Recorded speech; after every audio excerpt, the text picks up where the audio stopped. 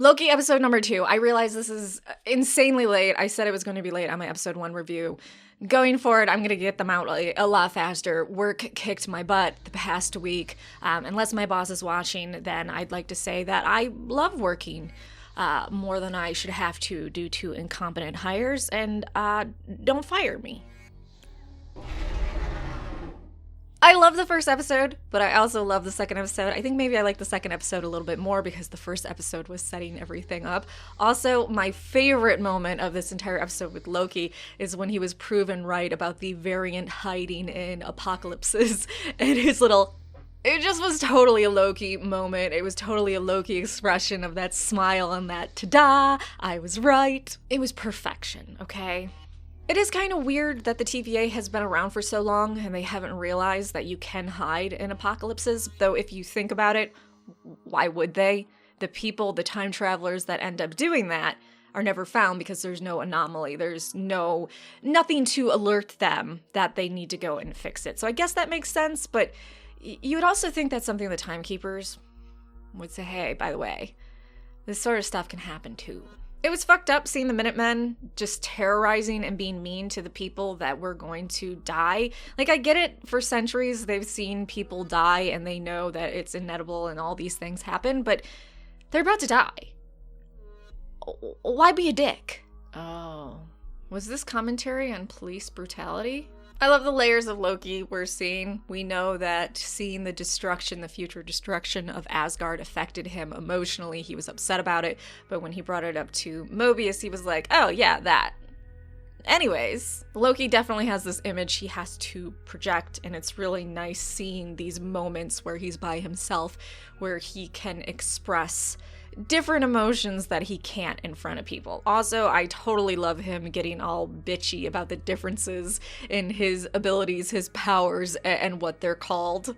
Just, that was a fabulous scene in itself, him explaining the minute differences. It was nice to see him going against another Loki that was actually more clever than him, who was quite a few steps ahead of him, even though I'm sure it's pissed off or triggered some people because it's a woman, because, you know, boobies, vagina, bad. I'm calling her Lady Loki. There's nothing you can do to stop me from doing it, and if you're upset that there's a Loki woman, there is a Loki woman in the comics, and it's not that big of a deal. So those of you that are like, this is sexism or whatever, it's fine. It's gonna be fine. I'm glad they didn't make her as sexy as she is in the comics, and also certain cosplayers.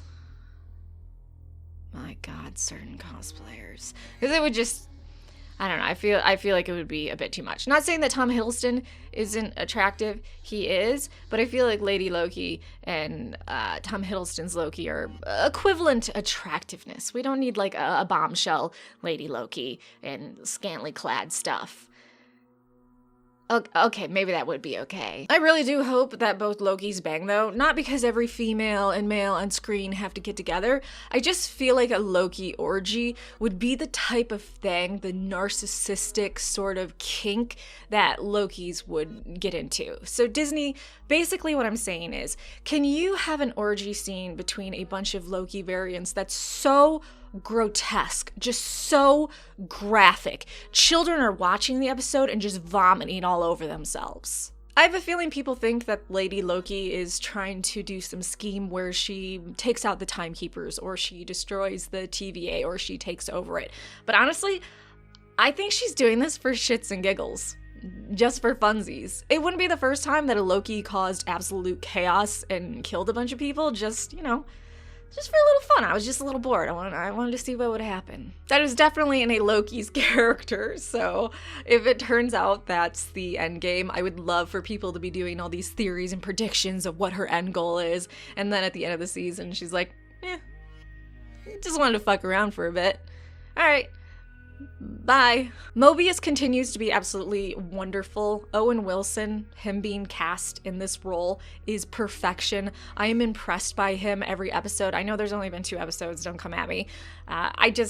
I love him. I love the character. I love how Owen Wilson is portraying him.